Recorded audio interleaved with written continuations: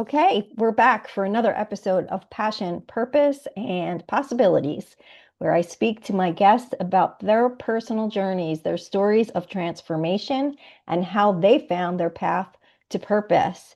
And my guest today is Karen Bartholomew.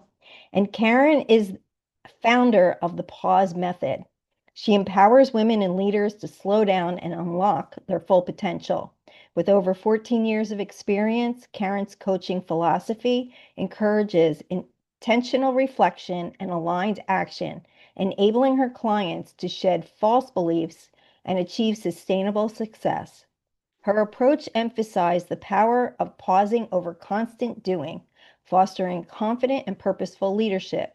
Karen is passionate about women's empowerment and has inspired countless individuals to break free from old patterns and confidently embrace the next chapter in their lives. Welcome to the podcast, Karen.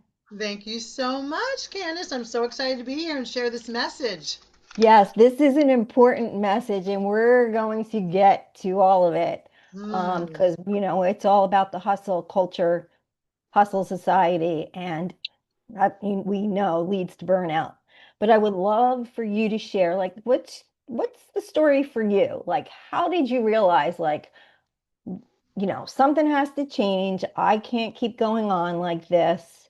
Uh, Give us the backstory. Okay, first I'm going to say I have a cough drop in my mouth, so if you hear it, I apologize, but I have a little cough, so I don't want to be coughing. So the backstory is basically in 2010, I kind of got sick of me.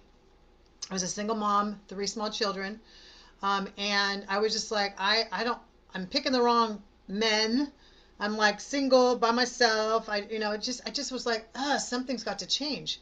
And so I took a real journey and a real dive into investing in myself for 4 straight months of really becoming aware of how I played life.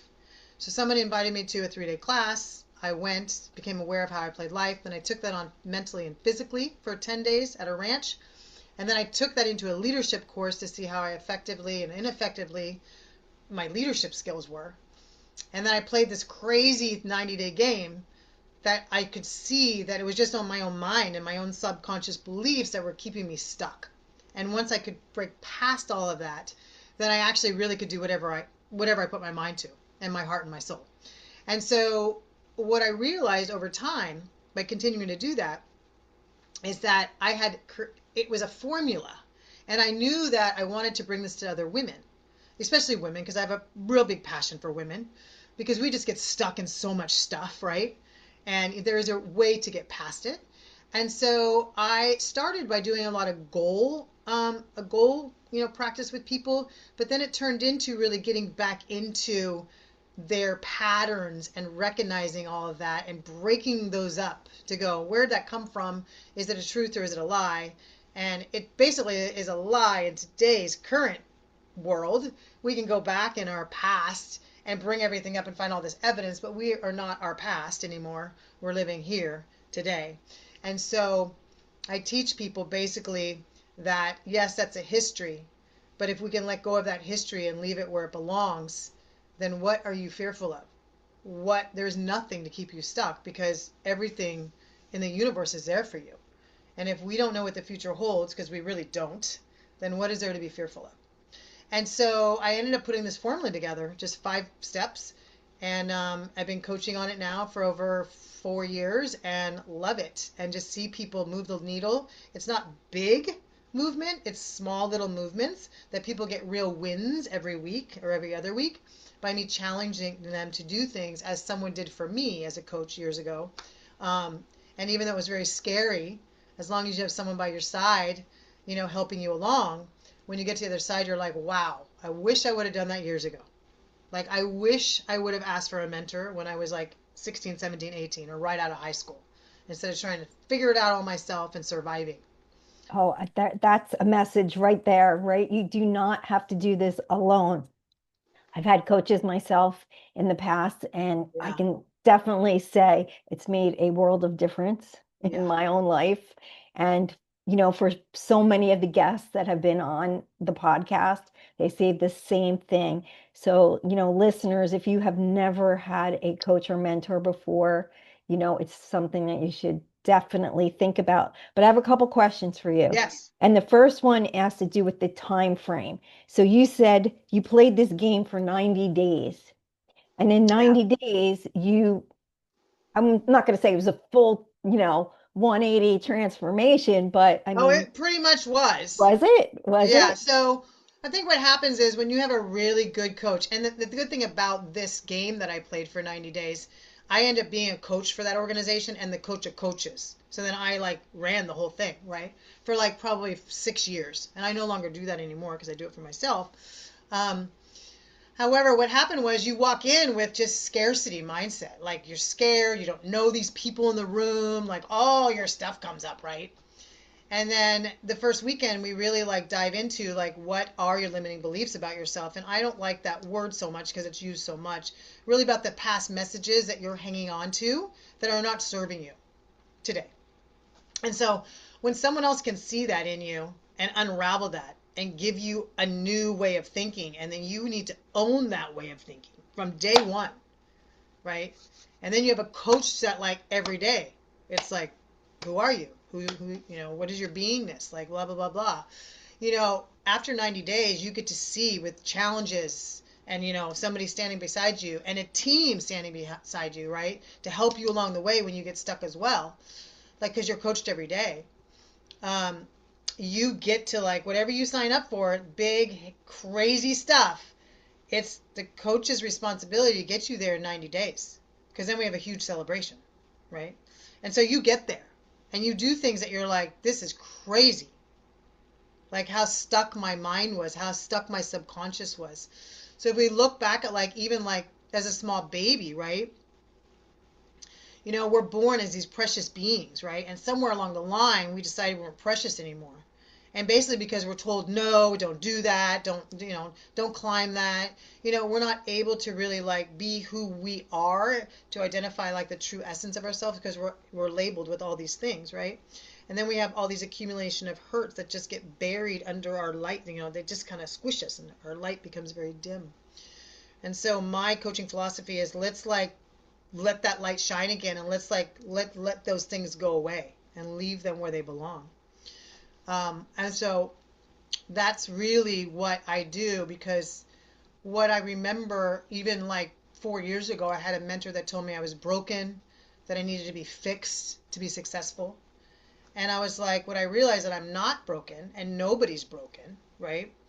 We just often mistake brokenness as really a disconnection to who we are, our why and our who, and how we need to design our life. Because we get so busy doing life that we stop designing it. And so my goal is to allow women to really design their next chapter. Like, what do you really want? And in order to do that, we really have to take a pause because we are women that are go, go, go from 6 a.m. until, 9 p.m. and there's no time for us. And so my first pause in life was actually I walked to the mailbox just to go so crazy that I just need a break. And I got to think for myself and go, okay, what do I really want? Like I never had time to even ask that question. And that's how I started designing it in little tiny baby steps. And now I have this amazing life that I can travel and I'm spending all this time with my family. I have more strategic, great time with family members than I did before because before it was just like hit or miss. And now it's very strategic time. I love that. I love that. So the thing that I was going to ask you, the other thing was the pause method. Hmm. So what does pause stand for? So the pause method, basically, I kind of broke it down to 5 different words through pause. So the first one is perceive. So we really want to see how we play life. Remember I said, to really see how you're playing life. And basically that is this basic, you know, telling me like if you're stuck in one area, like someone might say, I don't feel safe. And I'm like, okay, well, let's look at that. Like how does that behavior show up in your life that you don't feel safe? Right? Well, isolation, not part of something, no harmony, no unity. There's all kinds of different things, right? I don't go outside, I don't see friends, whatever it is. And I'm like, okay, so let's just unravel that a little bit. Notice the thinking, right? and catch it in real time where you can say, you know, why can't I rest? And then what my job is to go back and have people, when's the first time you remember that? And if we can go back and remember where that came from, then we can kind of unravel it and acknowledge where it came from, right? And then be at peace with it and kind of release it, because today, is it true that you're not safe? Because you're in a safe home. I'm looking at you, Candace. You're in a safe home, if this was your message, right? You have a safe family, safe job, the sun's shining, you have a safe car. Like, are you really not safe? I mean, there are things we need to be aware of, right? But are you really not safe based on your definition of when you were younger? If there was trauma, or you had an alcoholic, father that was abusive, or whatever it is. And I don't condone any of that, because I've had trauma in my life as well that I've had to get through. Um, but really to honor that and like leave it, and then really unwind it a little bit. Where does the story become? Where does the story begin? Because as a child, you might have been praised for some performance, or, you know, taught what love looked like, right? So for me as a small child, when I went back and did this work, I realized that there were times in my life that I didn't feel loved. I didn't feel like I mattered, or I was seen or heard. And as a small child, we all want that. We all want that. And also in my family, we never heard "I love you." And so literally just like a year ago, I asked my dad, "Dad, I don't ever remember hearing that as a small child." So as a small child, I decided, I put some words together that made a story about that, and I lived that, and then I took it out in the adult world, because that was my story. It wasn't loved, right? So then what happens? If that's my story, and I want to be right about my story, then I'm going to pick people that are going to make it right. Pick the wrong guys that are going to leave me, not love me, whatever it is, right? I'm going to have friendships and relationships that I don't really matter. I attracted that because of my truth. And so we really want to unwind that and figure out what all that is. And then we want to shift that thinking, right? So because stories are made up of words, so we can shift that thinking. Our imagination is so rampant and so like in technicolor, right? But really, if you think about your imagination, right, of something you're fearful of, how many times has it really happened? Like probably zero, Right. right? At least not the way we imagined it, right? So we want to like shift that and choose a new truth, you know. And it's like, how would you show up if none of that was real today? If you Yep. really had unity and you belonged, right?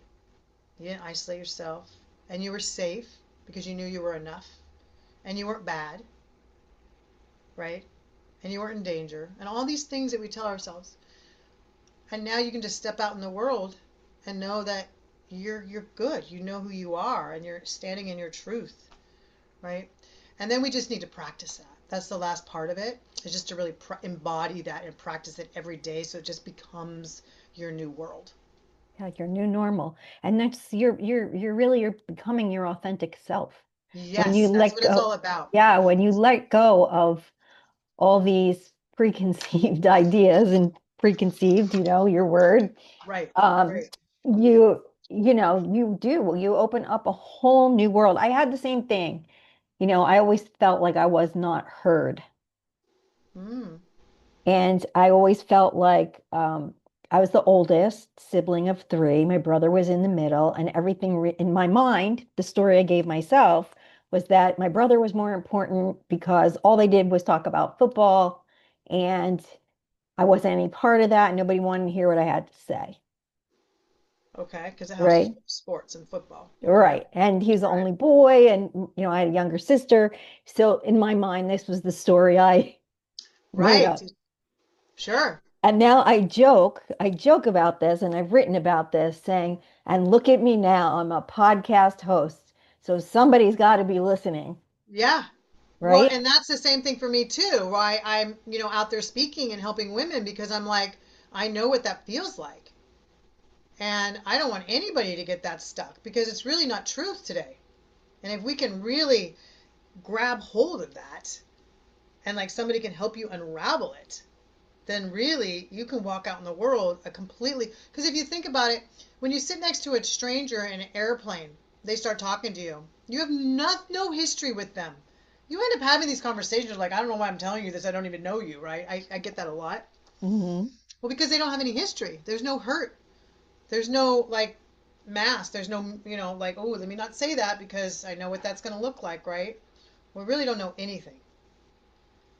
Hmm. So I like to say, let's just be free to be who we really authentically are. And everybody's not for me, nor for anyone.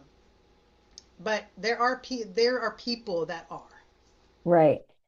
That's a whole nother topic, I think, too, is the fact that we feel or think that we need to be everybody's person.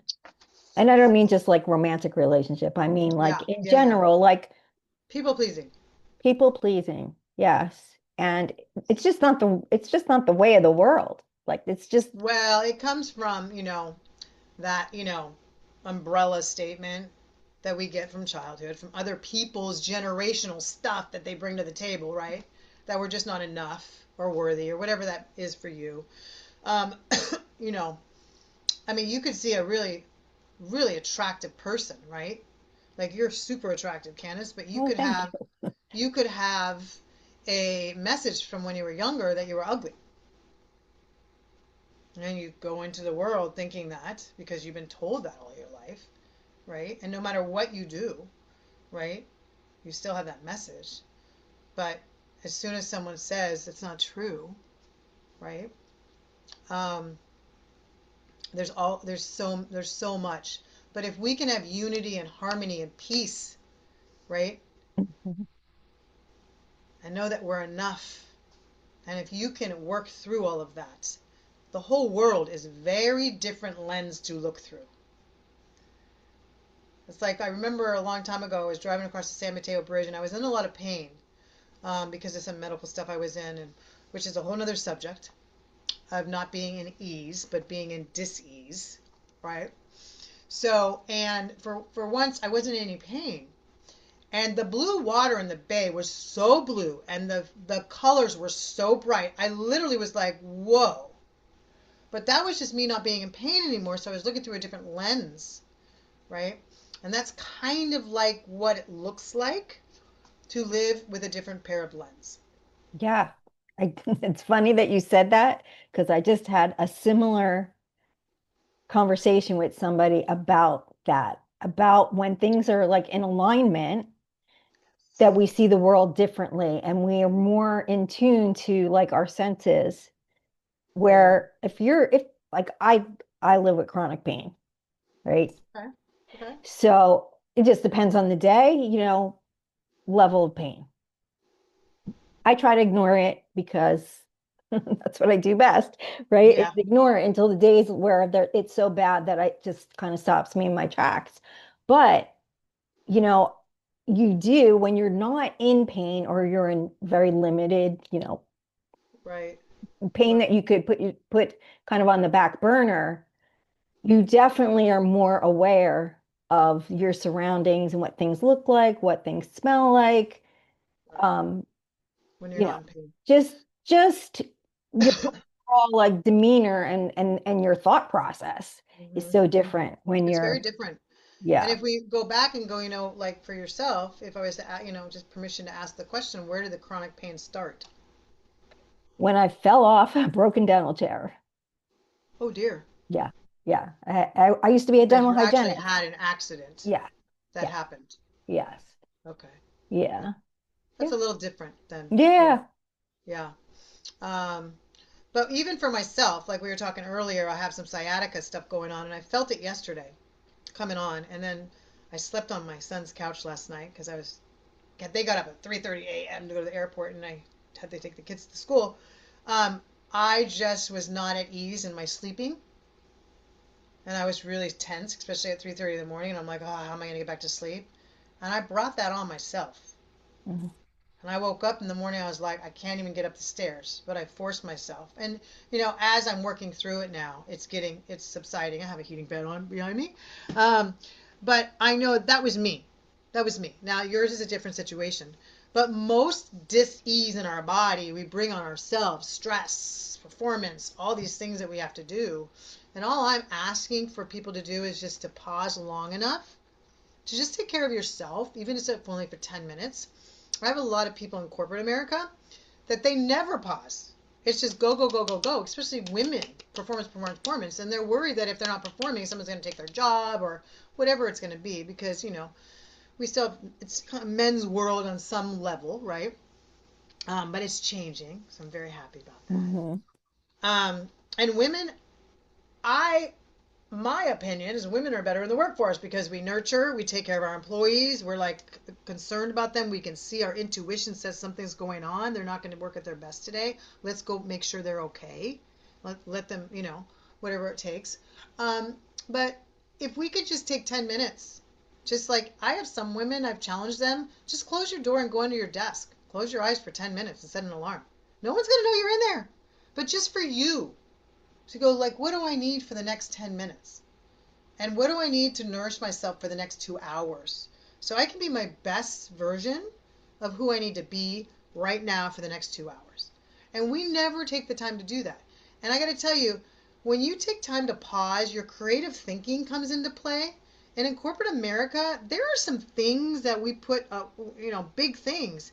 And even in that 10 minutes, there have been women that have like, wow, I got my answer because I just stopped long enough to not be in that chaotic state, right?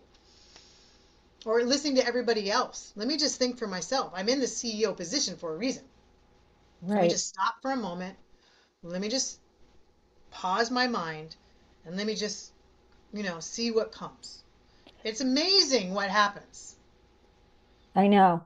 When you have somebody that, a client that does not take the time out to pause and for self-care, whether it's 10 minutes while she's at work trying to, point everybody else in the right direction, or even if it's, okay, she's home and she's still not taking the time to decompress. I mean, speak to us a little bit Yeah. about that because I feel like a lot of women, they just want to know like what's next? How do I prove myself next? Yeah. Like it's Yeah. always proving and it's always doing and it's almost like be bigger, better, best. Do you know what I'm Yeah, saying? but here's what's happening is like, and I only know because of experience for myself and women that I've seen go through this. We're just really disconnected with ourself. It's a disconnection, really, of what, like, why we're here, like what we really want to accomplish, like truly you, not someone telling you what to do. Let me just tell you, I had a employer, a coach, and I've been in mortgage for like 20 years, and wanted me to make 100 calls in one day. I was like the thing, right? Back, I don't know, it was a while ago. And I'm like, okay, well, I am a real relationship person. So when I make a phone call, I'm getting a relationship with someone. To make 100 calls in like 7 hours, like I found myself just, there was a part of me, the authentic person, the vulnerable person that could really hear if there was a problem, the person that didn't want to rush through a phone call, right? I became inhuman because it was a number to make the number.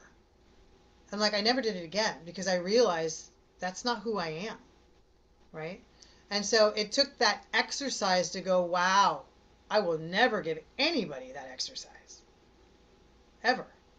Because we people want relationships, right? So I would just say, just stop long enough just to go, what do I want? I mean, we just don't stop long enough. What happens with women is we do so much and then we get a feeling and we're like, we can't even have that feeling because we have something else we need to do. So it's like a whack-a-mole, right? Like you just, like that game at the fairgrounds, right? It pops up and you whack it down and you never get to feel. And then all of a sudden we're like raging or we're doing all this crazy stuff because we're overwhelmed or we shut down or we do the silent treatment. Whatever it is, the behavior is that we've learned, that we've decided is our, strategy for coping every day. And what I want to say is if you just pause long enough to just go, what do I need? What do I want? Because if we do the work and take the journey on ourselves, just by osmosis, our community and our world is going to change. I didn't need to like coach my kids when I was out of whack. I just needed to work on me. And I'm so fortunate that I have three adult children that want to go on vacation with me and want to be with me and beg me to come back to California. Because I know friends of mine that their kids aren't speaking to them. This is a weird trend that's going on, and I've been researching it a lot. And what I've realized is that they don't need to be mothered. My own mom was upset when I told her I didn't need a mother. If you want a relationship with me, we can have a relationship, but I don't need a mother anymore. I'm 60 something years old. And so I realized that I don't really give my kids advice unless they ask. I support them in whatever they need and I love them. But, unless they ask for my opinion, which they do, because I've given an open door for that. But a lot of people are just like wanting to like tell them how to live their lives and like they're adults now. Come Hmm. alongside them and support them. They'll come back, but not if you're going to be negative. Not if you're going to like hang on to this thing that's going on. And like I said, I'm researching it more and more and more because it's rampant right now. I'm so thankful that I don't have that, right? Yeah. And very, very in tune to what's happening. I just heard that on the news the other day, Yeah, recently. Yeah. crazy. Yeah. Just great. It's very crazy. Anyway, so I feel for those people because um, and maybe we need to do a podcast on that. So Yeah. Yeah. That's a whole nother episode, right? another episode. I want to go back to something about a big part of what you do and the women you help is helping them figure out what they do want when Mm, they don't know what they want. And I know, like, taking the pause and being in, clearing your mind, and that's a huge part of it. But how else do you help women figure out, like, what is it that I really, really want? yeah. So one of the exercises I do, and everybody can do this that's listening, is I take when people are really, really stuck, we have to go back. And I ask them to do a timeline, a fun timeline. I just want you to get a big old piece of post-it note paper, the kind that we put on the wall and we write all over, blah, blah, put it on your dining room table. Take some fun markers, put some fun music on, write everything that you remember, good, bad, indifferent, no judgment, no nothing, no opinions, just write it all down. And then put it in a timeline, 3 years old, 5 years old, 7 years old, whatever you remember. I did this years ago and realized that every 7 years, something traumatic happened to me. I felt love, then I didn't feel love. I felt that I mattered, then I didn't feel I mattered. Another kid came in, then all of a sudden there's not enough love for me, right? So my whole thing at 12 years old is my mom told us she was having another baby, the fifth child in the house, and I ran in the bathroom and locked myself in the bathroom. Because I was like, there's no love for me. Now there's really going to be nothing at 12 years old. So I just came up with this whole thing, right? So I looked at this timeline, I'm like, wow. But then I realized that, yeah, that's where all that came from. But most people put in there also, which I always say, the fun stuff. Like I have a woman that forgot that she loved to dance, forgot that she loved to sing and act, right? And once we could get through the trauma that she was dealing with, right, which was, some loss in her life that she wasn't willing to like go through. Once we could get through all that, right, and then she could actually pick up some of the things that she had forgotten about. And now she's actually going to be doing a showcase for an acting and trying to get a manager, right, after a year. But we had to get through a lot of stuff first, right? So there's stuff that we always wanted to do when we were younger, right? That we put aside and we forgot about, or even as an adult, right? I mean, some adults want to sing, but someone told them they were a horrible singer when they were little. Well, that's not true, right? Or you were a horrible drawer, so you stopped painting or you stopped drawing or whatever it is, right? Some message, right? And so I go back and go, what do you really want? Just tap back into like what made you really super joyful. When you think about being pure joy and happy, what was that? So see, it's just asking the right questions to have people tap back in, and then we can actually start challenging them. So I had to take her through a lot of stuff. Dancing in the garage, choreography, you're doing a choreograph, whatever you call that, for her daughter who's 8. Then they start dancing together. So it's just a little tiny thing. But joy, joy, joy, joy, joy, joy. Always looking for joy. I love that. Yeah. I love it. And I've actually, for all the coaches I've talked with, I've never heard this. You hear vision boards and things like that, but not this timeline. So that is very cool. Well, vision boards are vision boards. You just look at them, but you don't do anything with them. They're like, they look pretty up there and everything, right? But like, I also will walk people through a different kind of a timeline if they really have an outcome they want, right? But they're scared of it. It's like, this is the outcome, but like, what's the milestone, right? That we need to do, and then what's the activity to hit that for whatever it is. A lot of people do business plans, and I'm like, the business plans, that's great. It's a one page or two page. You look at it, you put it away, you never see it again, right? I'm like, no, what is it you want? Then let's like, what's it going to take? Like some people just need to make a therapy session because we're not therapists, right? Which I would be careful with therapists. Also, I've had therapy as a small child because they focused on the problems, right? I'm not interested in focusing on problems, or am I a therapist? I want to focus on solutions. Let's break it, unwind it, unravel it, and let's create a new story, right? Right. Yes, I know that comes up a lot too. Is there is the difference between therapy and coaching. And so, Very different. I've been to therapy too, different points in my life. And I think there is, definitely a place for it to work through some Sure. past traumas and things like that. Hmm. But then there does come a point in time where, hey, it's time to move on. Don't be stuck in the same cycle. You need to look at it in a different way Yeah. and I've function in re- a different way. Absolutely. I've referred people that, I've spent weekends with, and, they just, they were good. They kind of got it and they went back, and I referred them down to do the stuff that kind of erases, you know, which that's needed sometimes. Yeah. So, there's all kinds of different things you can do, and all kinds of different avenues you can take. Yeah. What else did we not talk about that you would like to share? I want people just to ask them the questions: who would I be without any judgment or the story that you're telling yourself that's keeping you stuck? Yeah. Like, what if I didn't have that? How would I show up? Mm-hmm. That's great. That's a great like end thought to the for the listeners.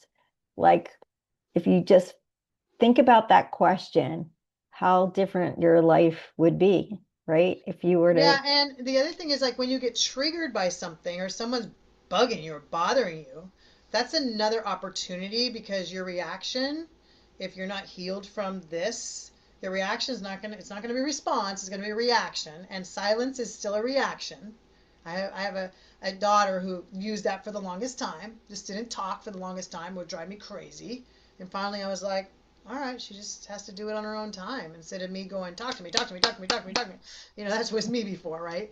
Um, so, you just got to think if you get triggered by something, that's an opportunity to go, why am I getting triggered by this? It's something in the past, right? So once you don't get triggered anymore, this, and you can like show up differently for people and let them be who they are, right? People can only love you the way that they know, and it's not necessarily the way we need it, right, right? right. How can our listeners connect with you and work with you? Oh, so yeah, the easiest way is to just DM me on my Instagram, right? Direct message me. It's just under Karen Bartholomew. You'll see it. I have shorter hair. I have a purple blouse on, and I'm also on FaceTime or Facebook, and then also my website is just KarenBartholomew.com. They can find everything there as well. Okay. And you have something that you offer to the listeners as well. Yeah, so anybody who's listening and wants time, just DM me their information. I'll give them a free 20-minute coaching session just to kind of like something they want to work through. And then I always have free webinars coming next year. They're coming like once a month. So make sure you check out the website for the dates on those. And if you can't make that date, get on the waiting list and we'll send you out the next date that happens. So yeah, there's all kinds of information there, one-on-one coaching, group coaching. There's a free community there um, that people can join and listen in once a week, um, and get some nuggets, Yes. be with a community of people that are, going on the same journey. So yeah. which is always nice, right? Hmm. Hmm. Yeah. Okay, so before I let you go, you know I need to Yes. ask the three P's. Okay. The first one is, what is something you're passionate about that people might not know about you? Oh God. Well, my biggest passion is my kids and my grandkids. I'm a grandma of almost five. I have another one coming in April. And my favorite thing to do is just to watch them together. Just sit back and watch them be. Um, so that's my simple pleasure. And we're all going to Nevada City to do the homework, like Christmas this year. So that's going to be awesome. But that's one of my favorite passionate pleasures. If I'm going to be, um, yeah, that's honest. I mean, other than helping women move past where they're stuck.